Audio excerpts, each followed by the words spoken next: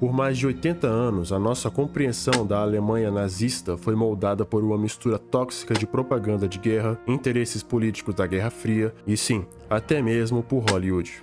O resultado disso tudo é uma versão da história que, embora contenha fatos, está repleta de mitos que distorcem nossa compreensão de um dos períodos mais sombrios da humanidade. Então hoje vamos tentar elucidar mais e desmistificar a Alemanha dos anos 40. Não para relativizar suas ações, mas para entender a história como ela realmente aconteceu. Para começar, Blitzkrieg, Guerra Relâmpago. Por apenas pronunciar essa palavra evoca imagens de uma máquina militar imparável, de tanques cortando a Europa como um raio corta os céus em tempestades, de soldados alemães super treinados, entre aspas, e equipamentos tecnologicamente superiores. Mas a imagem construída da Deutsches Wehrmacht, as forças armadas do Terceiro Reich, que varreu os campos de batalha continentais com sangue e ferro, é uma ilusão. E aqui está um fato que à primeira vista parece ser chocante, mas não é. 20%.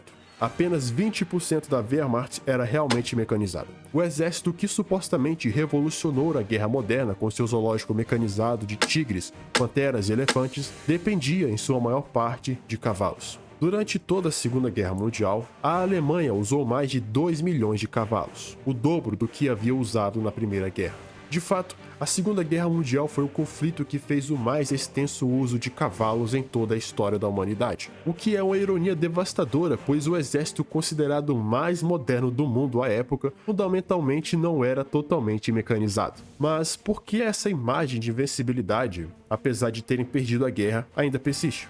Bom, propaganda. Tanto alemã quanto aliada. Os nazistas queriam projetar uma imagem de invencibilidade para intimidar inimigos e inspirar aliados. Os aliados, por sua vez, precisavam explicar suas derrotas iniciais. Era mais palatável dizer que foram derrotados por uma máquina militar superior do que admitir erros estratégicos e muito vergonhosos. Por isso que na cultura eles são retratados como os vilões mais malignos e casca-grossas que já existiram, dando assim um ar de super-heroísmo aos aliados, ou melhor, aos norte-americanos. Agora vamos falar sobre a Blitzkrieg. Hitler mesmo se referiu a ela como uma palavra idiota, termo de propaganda. A realidade é que a Alemanha nunca teve recursos para uma guerra prolongada. Sua estratégia dependia de vitórias rápidas, o resultado da utilização de infantaria, tanques e apoio aéreo combinados, porque não podia sustentar conflitos longos. Quando os alemães cruzaram os portões do inferno em 1941, ficaram em choque ao descobrirem que os exércitos soviéticos possuíam armas tão sofisticadas quanto as que detinham no momento. Tanques como T-34, KV-1 e KV-2, armas de infantaria e canhões. O super soldado alemão também é outro mito. Os alemães eram bem treinados sim, mas não eram super-humanos. Eles cometiam os mesmos erros e sofriam as mesmas limitações que qualquer outro soldado. A diferença estava na coordenação inicial e no elemento surpresa, vantagens que se dissiparam rapidamente conforme a guerra se prolongou. Então, como se explica os sucessos iniciais alemães, a conquista da Polônia e da França em poucas semanas e de alguns países adjacentes em poucas horas? A resposta é simples. A Alemanha sim era forte, mas seus inimigos também estavam despreparados para o que estava vindo. Vamos lá. A ideia de que a Wehrmacht, o exército regular alemão, era uma força militar profissional que lutava com honra, enquanto apenas a SS cometia atrocidades, caracterizando a narrativa conhecida como a Wehrmacht limpa, não é apenas falsa, mas deliberadamente construída para servir interesses políticos. O mito começou a tomar forma durante os julgamentos de Nuremberg entre 1945 e 1946. Franz Halder e outros líderes da Wehrmacht assinaram um memorando intitulado O Exército Alemão de 1920 a 1945, tentando absolver a Wehrmacht dos crimes de guerra nazistas. Então, por que os aliados ocidentais compraram essa narrativa? Eu sei, você adivinhou, propaganda novamente. Guerra Fria.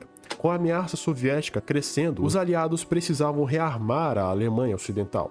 Era politicamente impossível fazer isso admitindo que todo o exército alemão tinha sido criminoso. No longínquo ano de 1950, o chanceler alemão Konrad Adenauer se encontrou com antigos oficiais da Wehrmacht para discutir sobre rearmamento. O resultado foi o Memorando de Himmerod, que estabeleceu condições claras.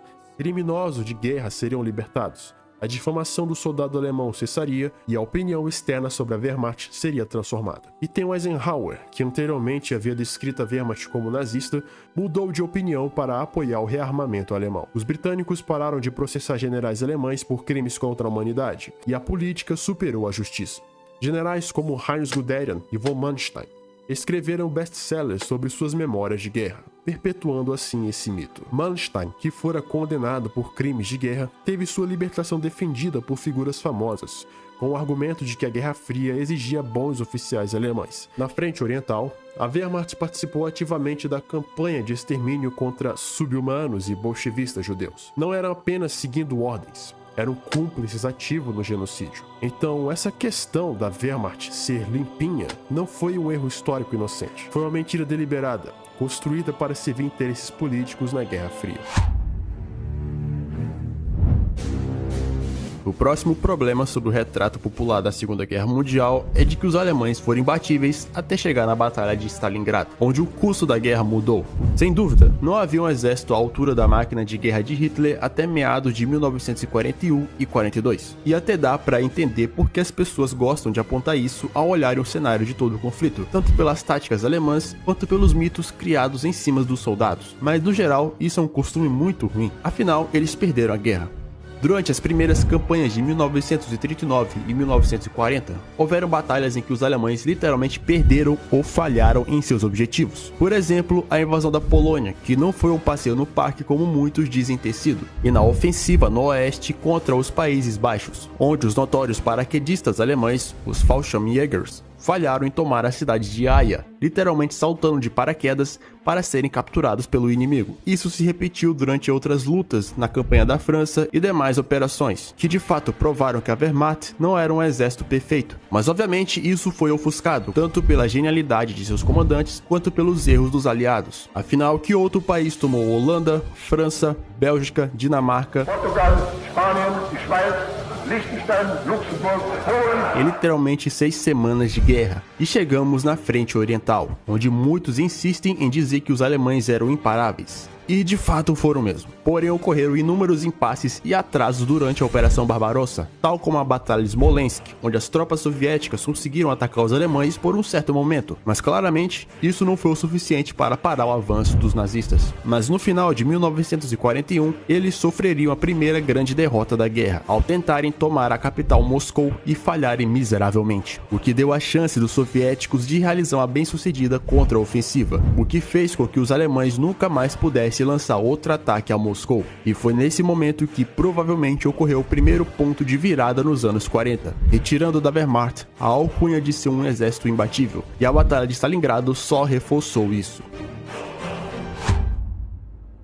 Isso aqui é clássico. Não se pode falar sobre a Segunda Guerra Mundial se ao menos recair nessa próxima hipótese, de que os nazistas poderiam ter vencido a guerra e da percepção popular de que o eixo poderia ter dominado o mundo. E há realmente suposições plausíveis de cenários e circunstâncias onde os nazistas supostamente poderiam ter ganho a Segunda Guerra Mundial, caso o Japão não tivesse atacado Pearl Harbor e Hitler não tivesse declarado guerra contra os americanos, ou se o Steiner tivesse contra-atacado, enfim, são várias brisas. E não há nada de errado em teorizar se a história tivesse tomado um rumo diferente. Porém, o que torna isso desproporcional é o fato de que os nazistas são sempre retratados como se pudessem e quisessem ter dominado o mundo. Quer dizer, Hitler provavelmente não possuía nenhum plano para isso, porque seria literalmente impossível, correto? Seria mais provável que a Alemanha afundaria em uma guerra interminável contra Stalin do que qualquer outra hipótese. E, se analisarmos bem a Segunda Guerra Mundial, veremos que o maior inimigo da Alemanha foi o